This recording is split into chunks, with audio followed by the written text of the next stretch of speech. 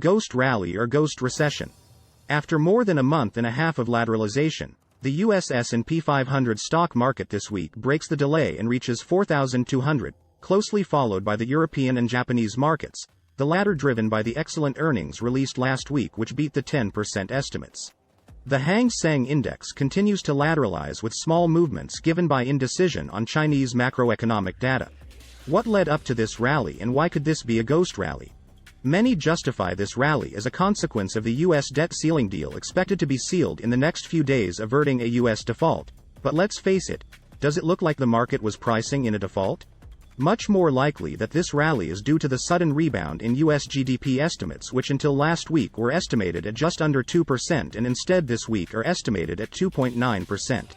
If we estimate that inflation should continue to fall, we find ourselves facing an expansionary scenario. And do you know which sector performs the most during this economic scenario? Precisely the technological, that is making dizzying numbers and continuing to grow. But all that glitters is not gold. On the other side of the coin, we have some doubts about this rally that we can summarize in 3 points. The first factor to analyze is purely technical. The last candles have been accompanied by low volumes, a symptom that this rally could not have fuel to go on. The second factor is linked to the trend of government bonds, which continue to fall, reaching levels seen before the failure of the Silicon Bank. If it is true that an economic recovery and a debt ceiling agreement are being discounted, why do we continue to sell bonds? The third point is related to the huge gap that has been created between the megacaps and the low capitalization stocks. If we make a relationship between the two ETFs, we can see the huge gap that has been created between these two. By searching in the past, we can see that a gap so big in favor of the megacaps was had on 2 other occasions, 2008 and 2020. Does that ring a bell? Well, just the years of the last major recessions in the USA. Let's see the macroeconomic news of the last week. US, we've had building permit data and retail sales. In both cases we've seen stunting and stagnation. Could that be the peak for future deterioration? We need to monitor the situation in the coming months.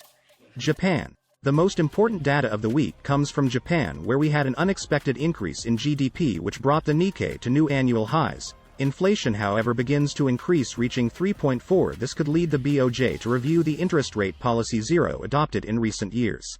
If this were to actually happen, we could see a strong yen again.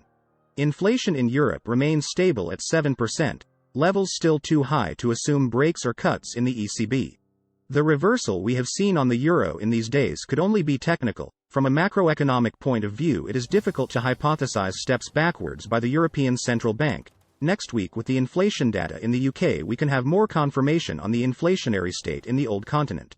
Bank of Canada sees no spike in inflation, signals further rate hikes to come, so we've seen the Canadian dollar perform well this week. Regarding the commitment of traders, we have reached maximum levels on contracts on various futures, positive maximums for cocoa in the European currencies pound, euro and Swiss franc. At the annual lows instead soybeans, pork, copper, timber, dollar, short-term bonds. Macro update brought to you by the stock screener trendystocks.trade.